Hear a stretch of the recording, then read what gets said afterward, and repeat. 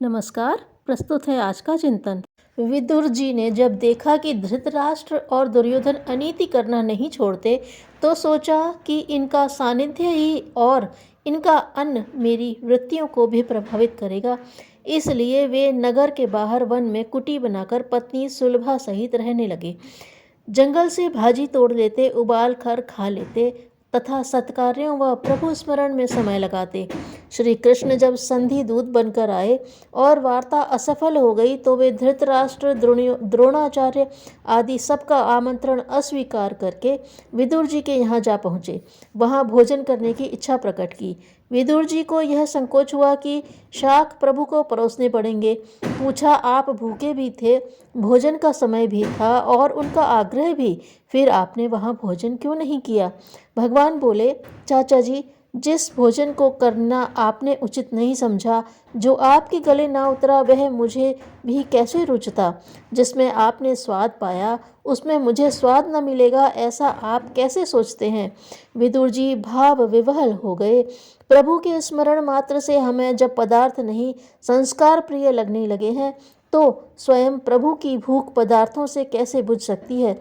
उन्हें तो भावना चाहिए। उनकी विदुर संपत्ति के पास उसकी विदुर दंपति के पास कहाँ कमी थी?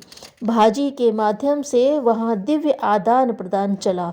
दोनों धन्य हो गए। स्वाध्याय और सत्संग की धर्म ग्रंथों में भूरी भूरी प्रशंसा की गई है। स्वाध्याय की उपेक्षा करने वाले की भर्त्सना करते हुए शतपथ ब्राह्मण में कहा गया है, जो व्यक्ति जिस दिन स्वाध्याय नहीं करता, वह उस दिन अपने कर्तव्य और वर्ण धर्म से पतित हो जाता है।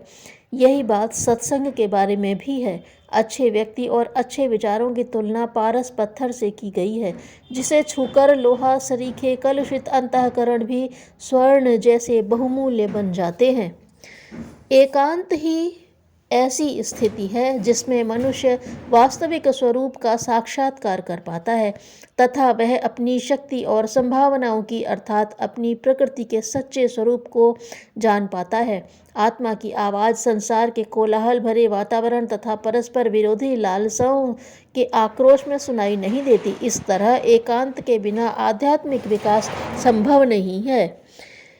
राजा बालिक ने किसी बात पर रुष्ट होकर प्रधान अमात्य भद्रजनित को पदच्युत कर दिया। सोचा, इससे उन्हें प्रताड़ना मिलेगी और होश ठिकाने आएंगे।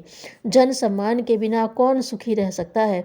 भद्रजित की आदर्श निष्ठा बुद्धि अडिग रही। प्रेरणा हुई, लोक मंगल के लिए पद नहीं, श्रेष्ठ भावना चाहिए। उन्होंने जन संपर्क साधा और लोक सेवा के कार्यों में संलग्न हो गए। सहयोग पहले की अपेक्षा अधिक बढ़ा। फलतः भद्रजित के सुख संतोष में भी वृद्धि हो गई। राजा की इच्छा हुई कि अमात्य को मिली प्रताड़ना का प्रतिफल आंखों से देखें। सो वे छद्म वेश बनाकर वहां जा पहुंचे, जहां भद्रजित उन दिनों निवास कर रहे थे। राजा ने देखा, भद्रजित बिल्कुल सहज स्थिति में है, अभाव का कोई चिन्ह नहीं था। कुशल क्षेम पूछी तथा राज्य पद न रहने की प्रतिक्रिया जानना चाहिए। भद्रजित ने कहा, मेरे ऊपर राजा ने बड़ा उपकार किया। मुझे यह समझने का अवसर मिला कि पद की अपेक्षा अपने कर्म और व्यवहार का प्रभाव कितना अधिक सार्थक होता है। आज मेरे और मेरी आराध्य जनता के बीच केवल स्नेह सूत्र है। पद, प्रतिष्ठा और औपचारिकता की खाई पड़ चुकी है। सुख दुख में एक होने का अवसर मिला।